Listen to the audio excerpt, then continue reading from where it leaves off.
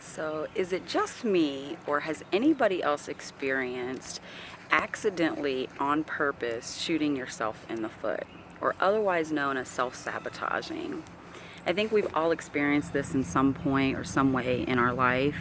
Usually, we tend to do this in our relationships and also in our careers.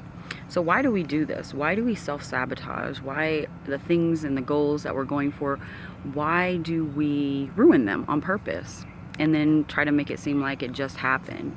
So, typically, it's because of a stress response to our own insecurities or a form of fear that we have, and we're trying to emotionally protect ourselves.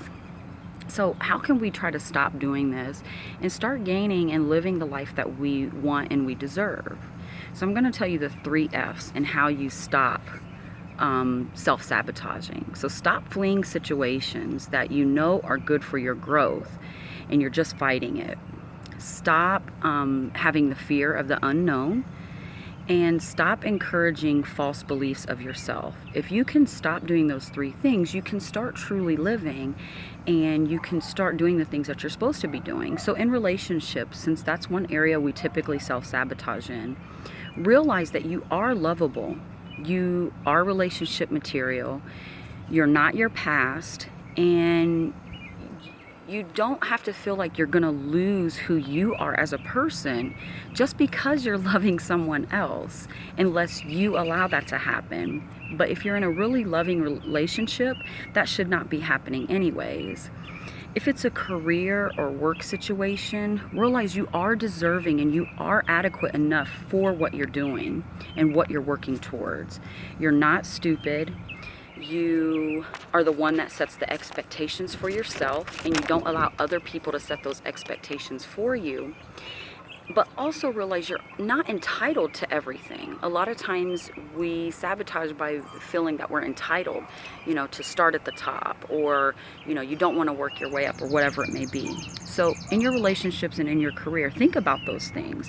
How can you stop doing the 3 F's, and how can you start doing the positives and the positive implications? If you keep trying to keep the bad out, you are equally going to keep the good out as well. So a lot of that is a shift in our mentality and our perspective. And once you shift your own perspective and you get out of your own way, that's when you really can start living. That's when you can really start to have self-love and self-respect, and you become more kind and more compassionate towards your own feelings. And the way you do that is by actually feeling and actually living your life, and not trying to stay numb and trying to stay overprotective of yourself.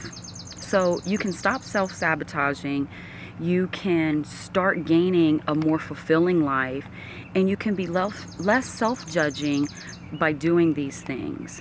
And that in of itself is when you truly start living. That is when you really are going to notice that your life and your career and your relationships are going to just take off. So start putting these things into place today.